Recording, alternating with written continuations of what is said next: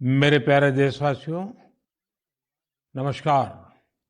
मन की बात यानी आपके साथ मिलने का एक शुभ अवसर और अपने परिवारजनों के साथ जब मिलते हैं तो वो कितना सुखद होता है, कितना संतोषदायी होता है। मन की बात के द्वारा आपसे मिलकर मैं यही अनुभूति करता हूँ। और आज तो हमारी साझा यात्रा का ये 108वां एपिसोड है।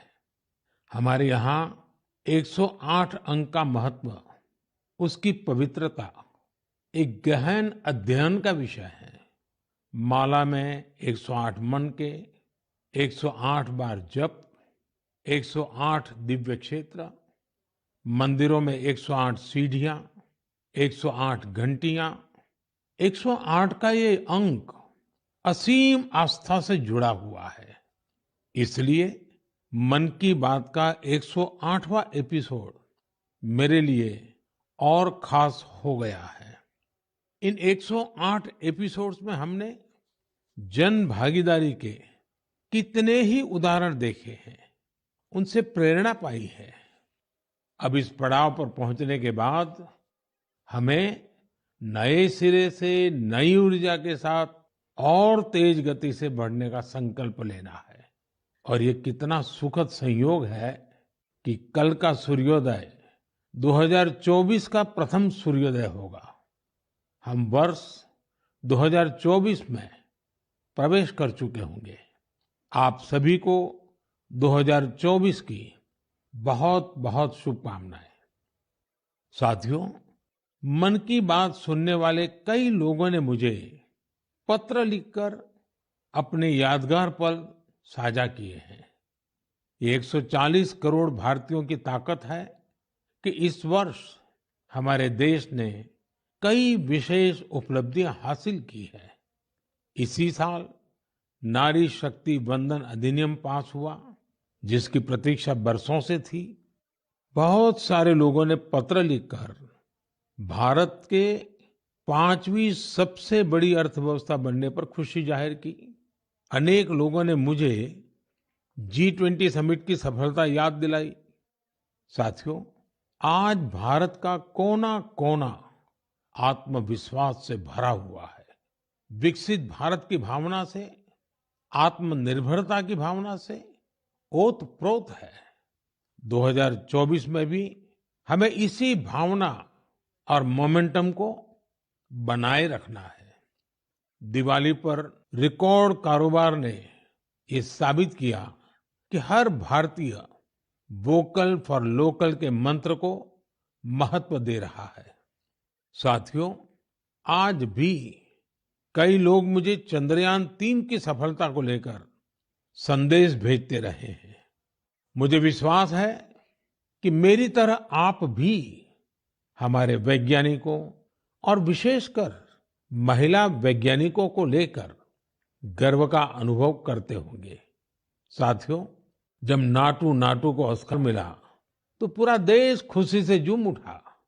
द एलिफेंट विस्परर्स को सम्मान की बात जब सुनी तो कौन खुश नहीं हुआ। इनके माध्यम से दुनिया ने भारत की क्रिएटिविटी को देखा और पर्यावरण के साथ हमारे जुड़ाव को समझा। इस साल स्पोर्ट्स में भी हमारे एथलीटों ने जबरदस्त प्रदर्शन किया। एशियन गेम्स में हमारे खिलाड़ियों ने 107 और एशियन पैरा गेम्स में 111 मेडल जीते। क्रिकेट वर्ल्ड कप में भारतीय खिलाड़ियों ने अपने प्रदर्शन से सबका दिल जीत लिया। अंडर 19 T20 वर्ल्ड कप में हमारी महिला क्रिकेट टीम की जीत बहुत प्रेरित करने वाली है। कई खेलों में खिलाड़ियों की उपलब्धियों ने देश का नाम बढ़ाया। अब 2024 में पेरिस ओलंपिक का आयोजन होगा, जिसके लिए पूरा देश अपने खिलाड़ियों का हौसला बढ़ा रहा है। साथियों, जब भी हमने मिलकर प्रयास किया, हमारे देश की विकास यात्रा पर बहुत सकारात्मक प्रभाव हुआ। हमने आजादी का अमृत महोत्सव और मेरी माटी मेरा देश ऐसे सफल अभियान का अनुभव किया। इसमें करोड़ों लोगों की भागीदारी के हम सब साक्षी हैं।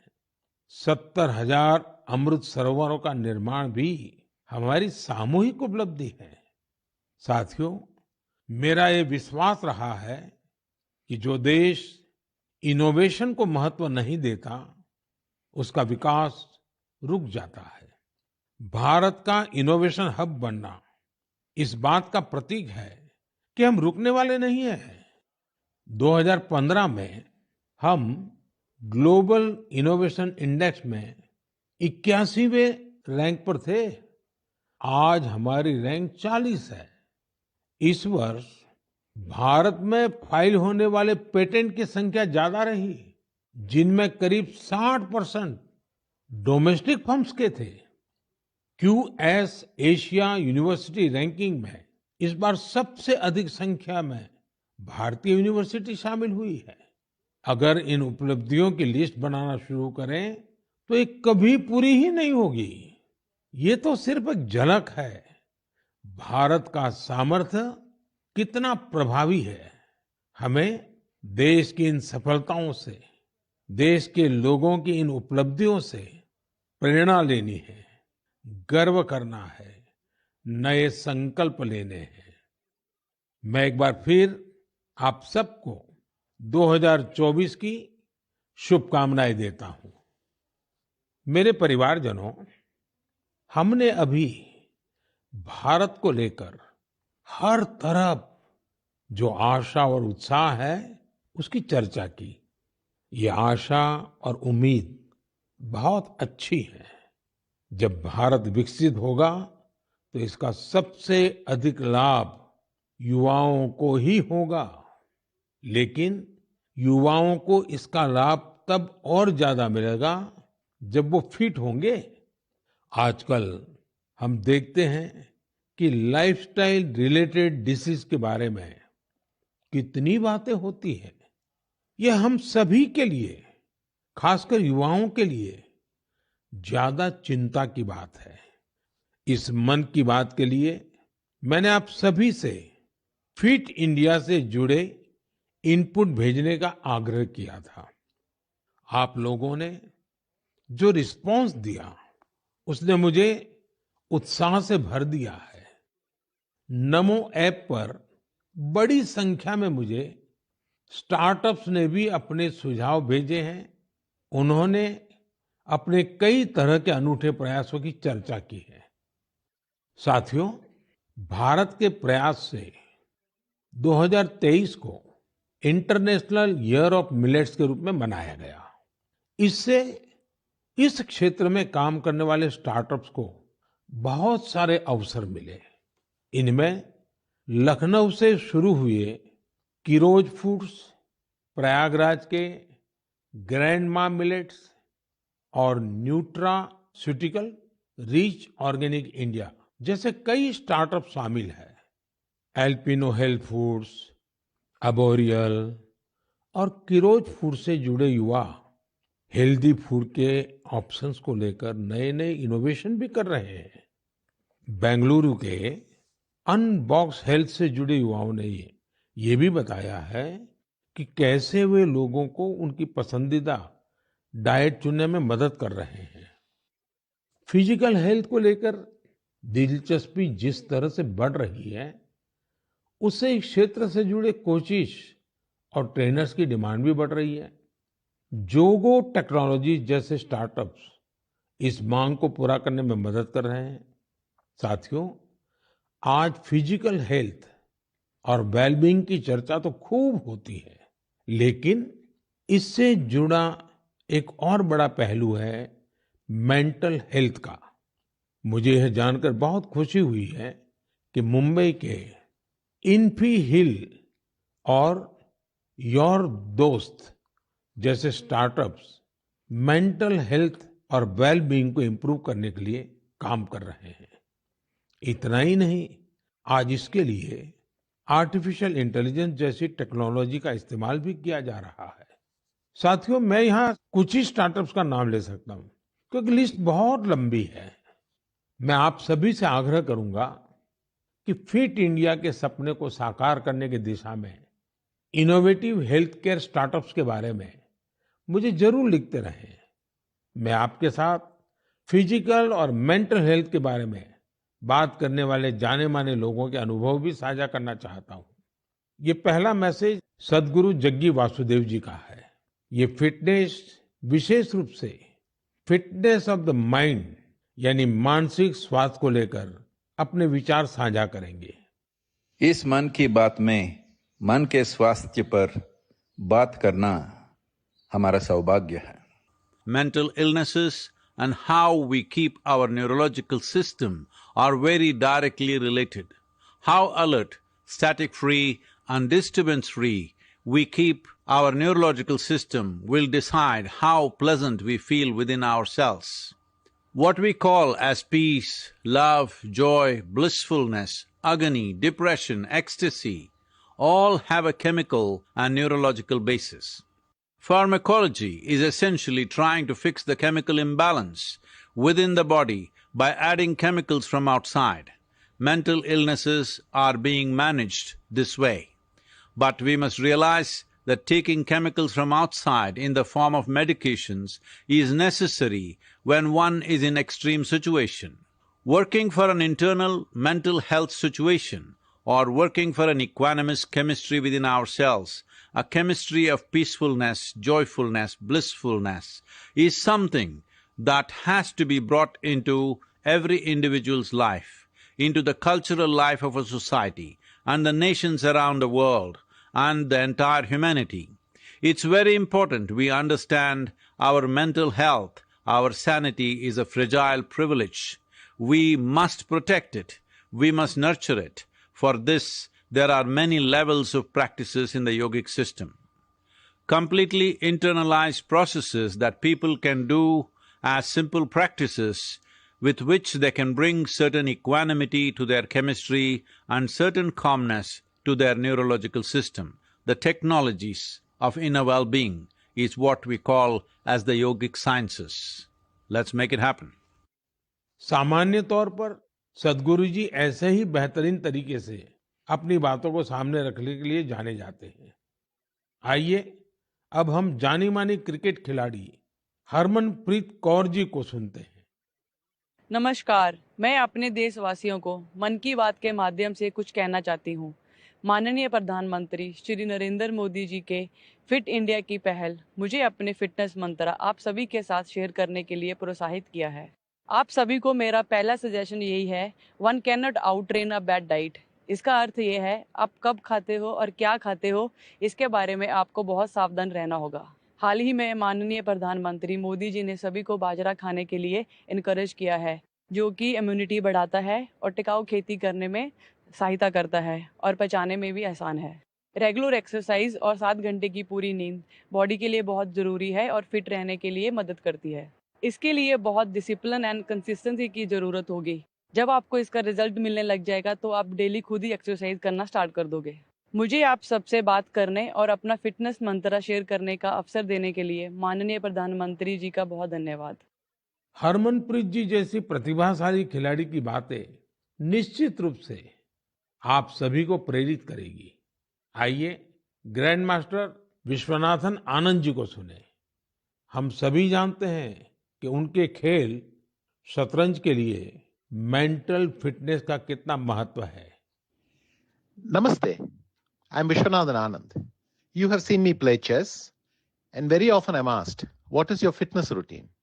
Now, chess requires a lot of focus and patience. So I do the following, which keeps me fit and agile. I do yoga 2 times a week. I do cardio 2 times a week. And 2 times a week, I focus on flexibility, stretching, weight training, and I tend to take 1 day off per week. All of these are very important for chess.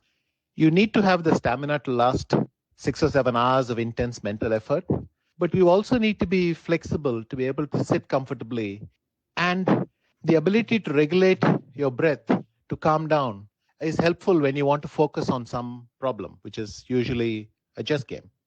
My fitness tip to all Man Ki Baat listeners would be to keep calm and focus on the task at hand. The best fitness tip, for me, absolutely the most important fitness tip, is to get a good night's sleep. Do not start sleeping for 4 and 5 hours a night. I think 7 or 8 is an absolute minimum. So we should try as hard as possible to get a good night's sleep, because that is when the next day you're able to get through the day in calm fashion. You don't make impulsive decisions. You're in control of your emotions. For me, sleep is the most important fitness tip. आइए अब अक्षय कुमार जी को सुनते हैं। नमस्कार, मैं हूं अक्षय कुमार। सबसे पहले तो मैं हमारे आदरणीय प्रधानमंत्री जी का बहुत शुक्रिया करता हूं कि उनके मन की बात में मुझे भी अपने मन की बात आपको कह पाने का एक छोटा सा मौका मिला। आप लोग जानते हैं कि मैं फिटनेस के लिए जितना पैशनेट हूं, उससे भी कई ज्यादा पैशनेट हूं नेचुरल तरीके से फिट रहने के लिए। मुझे ना ये फैंसी जिम से ज्यादा पसंद है बाहर स्विमिंग करना, बैडमिंटन खेलना, सीढ़ियां चढ़ना, मुद्गर से कसरत करना, अच्छा हेल्दी खाना खाना। जैसे मेरा ये मानना है कि शुद्ध घी अगर सही मात्रा में खाया जाए तो हमें फायदा करता है, लेकिन मैं देखता हूं कि बहुत से यंग लड़के लड़कियां इस वजह से घी नहीं खाते कि कहीं वो मोटे ना हो जाए। बहुत जरूरी है कि हम ये समझें कि क्या हमारी फिटनेस के लिए अच्छा है और क्या बुरा है। डॉक्टर्स की सलाह से आप अपना लाइफस्टाइल बदलो, ना कि किसी फिल्म स्टार की बॉडी देखकर। एक्टर स्क्रीन पे जैसे दिखते हैं वैसे तो कई बार होते भी नहीं है। कई तरह के फिल्टर और स्पेशल इफेक्ट्स यूज होते हैं और हम उसे देखकर अपने शरीर को बदलने के लिए गलत तरीके शॉर्टकट का इस्तेमाल करना शुरू कर देते हैं। आजकल इतने सारे लोग स्टेरॉइड लेकर ये 6 पैक 8 पैक इसके लिए चल पड़ते हैं। यार, ऐसे शॉर्टकट से बॉडी ऊपर से फूल जाती है लेकिन अंदर से खोखली रह जाती है। आप लोग याद रखिएगा कि shortcut can cut your life short. आपको शॉर्टकट नहीं, लॉन्ग लास्टिंग फिटनेस चाहिए। दोस्तों, फिटनेस एक तरह की तपस्या है, इंस्टेंट कॉफी या 2 मिनट का नूडल नहीं है।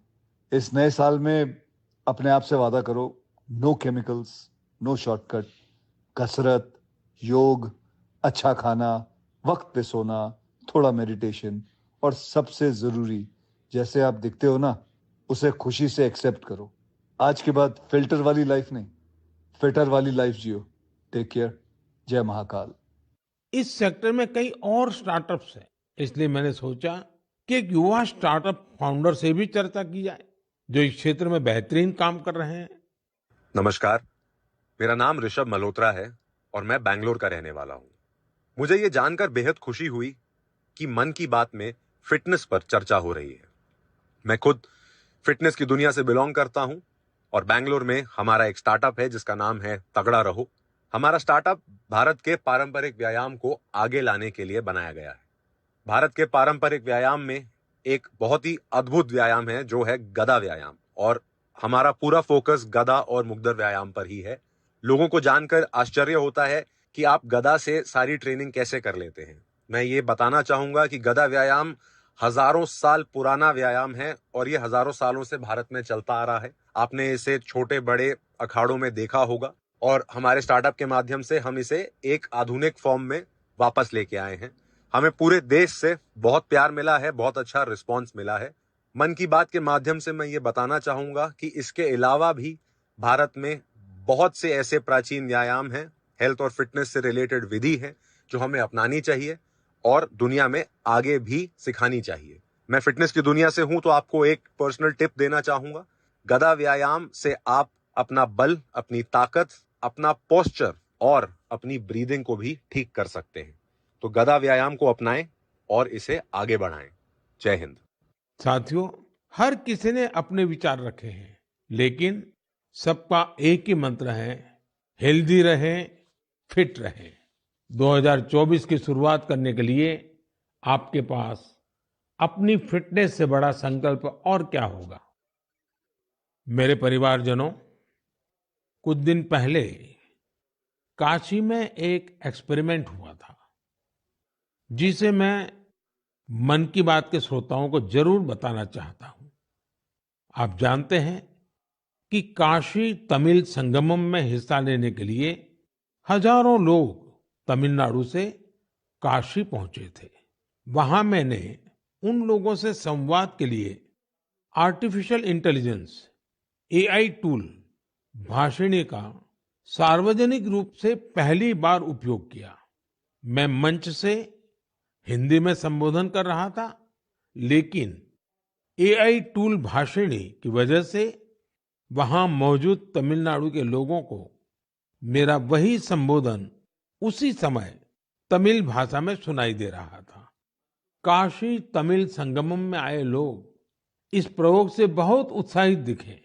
वो दिन दूर नहीं जब किसी एक भाषा में संबोधन हुआ करेगा और जनता रियल टाइम में उसी भाषण को अपनी भाषा में सुना करेगी।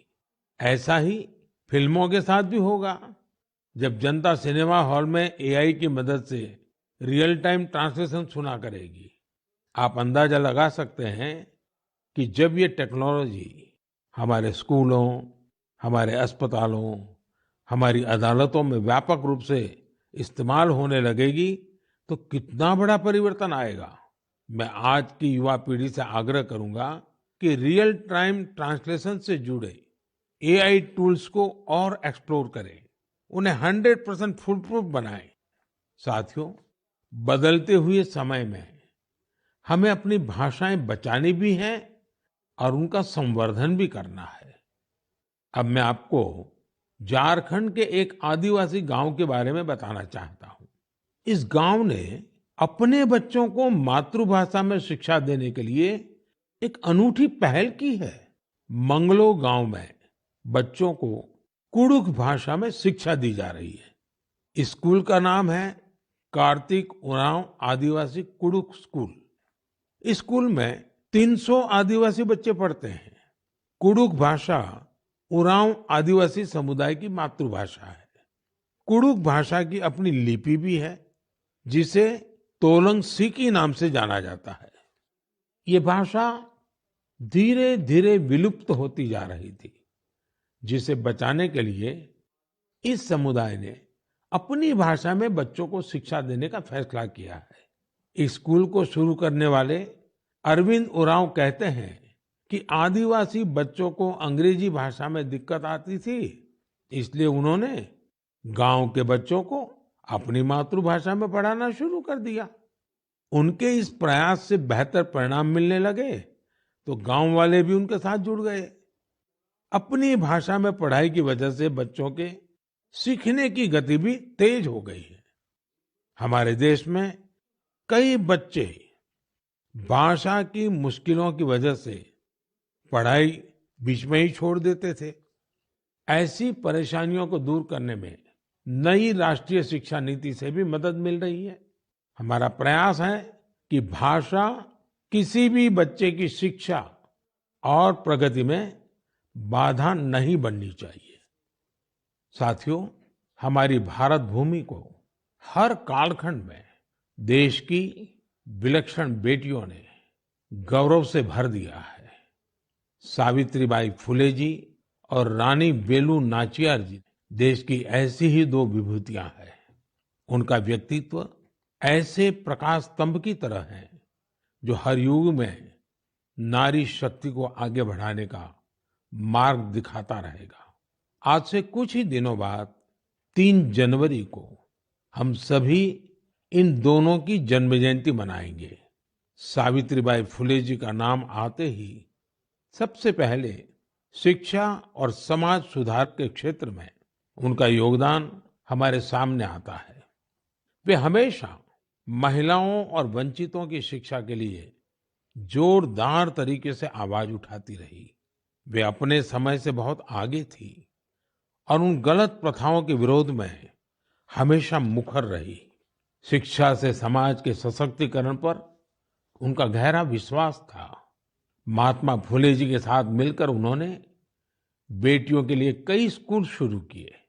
उनकी कविताएं लोगों में जागरूकता बढ़ाने और आत्मविश्वास भरने वाली होती थी। लोगों से हमेशा उनका यह आग्रह रहा कि वे जरूरत में एक दूसरे की मदद करें और प्रकृति के साथ भी समरसता से रहें। वे कितनी दयालु थी, इसे शब्दों में नहीं समेटा जा सकता। जब महाराष्ट्र में अकाल पड़ा तो सावित्रीबाई और महात्मा फुले ने जरूरतमंदों की मदद के लिए अपने घरों के दरवाजे खोल दिए। सामाजिक न्याय का ऐसा उदाहरण विरले ही देखने को मिलता है। जब वहां प्लेग का भय व्याप्त था तो उन्होंने खुद को लोगों की सेवा में झोंक दिया। इस दौरान वे खुद इस बीमारी की चपेट में आ गई। मानवता को समर्पित उनका जीवन आज भी हम सभी को प्रेरित कर रहा है। साथियों, विदेशी शासन के खिलाफ संघर्ष करने वाली देश की कई महान विभूतियों में से एक नाम रानी वेलु नाचियार का भी है। तमिलनाडु के मेरे भाई बहन आज भी उन्हें वीरा मंगई यानी वीर नारी के नाम से याद करते हैं। अंग्रेजों के खिलाफ रानी वेलु नाचियार जिस बहादुरी से लड़ी और जो पराक्रम दिखाया वो बहुत ही प्रेरित करने वाला है। अंग्रेजों ने शिवगंगा साम्राज्य पर हमले के दौरान उनके पति की हत्या कर दी थी, जो वहां के राजा थे। रानी वेलु नाचियार और उनकी बेटी किसी तरह दुश्मनों से बच निकली थी। वे संगठन बनाने और मरूद ब्रदर्स यानी अपने कमांडरों के साथ सेना तैयार करने में कई सालों तक जुटी रही।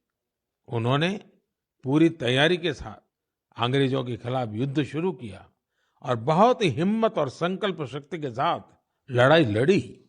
रानी वेलु नाचियार का नाम उन लोगों में शामिल है जिन्होंने अपनी सेना में पहली बार ऑल विमेन ग्रुप बनाया था। मैं इन दोनों वीरांगनाओं को श्रद्धा सुमन अर्पित करता हूं। मेरे परिवारजनों, गुजरात में डायरा की परंपरा है। रात भर हजारों लोग डायरा में शामिल होकर के मनोरंजन के साथ ज्ञान को अर्जित करते हैं। इस डायरा में लोक संगीत, लोक साहित्य और हास्य की त्रिवेणी हर किसी के मन को आनंद से भर देती है। इस डायरा के एक प्रसिद्ध कलाकार हैं भाई जगदीश त्रिवेदी जी। हास्य कलाकार के रूप में भाई जगदीश त्रिवेदी जी ने 30 साल से भी ज्यादा समय से अपना प्रभाव जमा रखा है। हाल ही में भाई जगदीश त्रिवेदी जी का मुझे एक पत्र मिला और साथ में उन्होंने अपनी एक किताब भी भेजी है। किताब का नाम है social audit of social service. एक किताब बड़ी अनूठी है। इसमें हिसाब किताब है। ये किताब एक तरह की बैलेंस शीट है। पिछले 6 सालों में भाई जगदीश त्रिवेदी जी को किस किस कार्यक्रम से कितनी आय हुई और वो कहाँ कहाँ खर्च हुआ, इसका पूरा लेखा जोखा किताब में है। ये बैलेंस शीट इसलिए अनोखी है क्योंकि उन्होंने अपनी पूरी आय एक एक रुपया समाज के लिए, स्कूल, हॉस्पिटल, लाइब्रेरी, दिव्यांगजनों से जुड़ी संस्थाओं, समाज सेवा में खर्च कर दिया। पूरे 6 साल का हिसाब है। जैसे किताब में एक स्थान पर लिखा है 2022 में उनको अपने कार्यक्रमों से आय हुई 2,35,79,674 रुपये और उन्होंने स्कूल, हॉस्पिटल, लाइब्रेरी पर खर्च किए 2,35,79,674 रुपये। उन्होंने 1 रुपया भी अपने पास नहीं रखा। दरअसल इसके पीछे भी एक दिलचस्प वाकया है। हुआ यूं कि एक बार भाई जगदीश त्रिवेदी जी ने कहा कि जब 2017 में वो 50 साल के हो जाएंगे तो उसके बाद उनके कार्यक्रमों से होने वाली आय को वो घर नहीं ले जाएंगे बल्कि समाज पर खर्च करेंगे। 2017 के बाद से अब तक वो लगभग 8.25 करोड़ रुपए अलग अलग सामाजिक कार्यों पर खर्च कर चुके हैं। एक हास्य कलाकार अपनी बातों से हर किसी को हंसने के लिए मजबूर कर देता है, लेकिन वो भीतर कितनी संवेदनाओं को जीता है, ये भाई जगदीश त्रिवेदी जी के जीवन से पता चलता है। आपको ये जानकर हैरानी होगी कि उनके पास पीएचडी की 3 डिग्रियां भी है। वो 75 किताबें लिख चुके हैं, जिनमें से कई पुस्तकों को सम्मान भी मिला है। उन्हें सामाजिक कार्यों के लिए भी कई पुरस्कारों से सम्मानित किया जा चुका है। मैं भाई जगदीश त्रिवेदी जी को उनके सामाजिक कार्यों के लिए बहुत बहुत शुभकामनाएं देता हूं। मेरे परिवारजनों, अयोध्या में राम मंदिर को लेकर पूरे देश में उत्साह है, उमंग है। लोग अपनी भावनाओं को अलग अलग तरह से व्यक्त कर रहे हैं। आपने देखा होगा, बीते कुछ दिनों में श्री राम और अयोध्या को लेकर कई सारे नए गीत, नए भजन बनाए गए हैं। बहुत से लोग नई कविताएं भी लिख रहे हैं। इसमें बड़े बड़े अनुभवी कलाकार भी हैं, तो नए उभरते युवा साथियों ने भी मन को मोह लेने वाले भजनों की रचना की है। कुछ गीतों और भजनों को तो मैंने भी अपने सोशल मीडिया पर शेयर किया है। ऐसा लगता है कि कला जगत अपनी अनूठी शैली में इस ऐतिहासिक क्षण का सहभागी बन रहा है। मेरे मन में एक बात आ रही है कि क्या हम सभी लोग ऐसी सारी रचनाओं को एक कॉमन हैशटैग के साथ शेयर करें। मेरा आपसे अनुरोध है कि हैशटैग श्री राम भजन के साथ आप अपनी रचनाओं को सोशल मीडिया पर शेयर करें। ये संकलन भावों का, भक्ति का ऐसा प्रवाह बनेगा जिसमें हर कोई राममय हो जाएगा। मेरे प्यारे देशवासियों, आज मन की बात में मेरे साथ बस इतना ही। 2024 अब कुछ ही घंटे दूर है। भारत की उपलब्धियां हर भारतवासी की उपलब्धि है। हमें पंच प्राणों का ध्यान रखते हुए भारत के विकास के लिए निरंतर जुटे रहना है। हम कोई भी काम करें, कोई भी फैसला ले, हमारी सबसे पहली कसौटी यही होनी चाहिए कि इससे देश को क्या मिलेगा, इससे देश का क्या लाभ होगा। राष्ट्र प्रथम, नेशन फर्स्ट, इससे बड़ा कोई मंत्र नहीं। इसी मंत्र पर चलते हुए हम भारतीय अपने देश को विकसित बनाएंगे, आत्मनिर्भर बनाएंगे। आप सभी 2024 में सफलताओं की नई ऊंचाई पर पहुंचे। आप सभी स्वस्थ रहें, फिट रहें, खूब आनंद से रहें, मेरी यही प्रार्थना है। 2024 में हम फिर एक बार देश के लोगों की नई उपलब्धियों पर चर्चा करेंगे। बहुत बहुत धन्यवाद।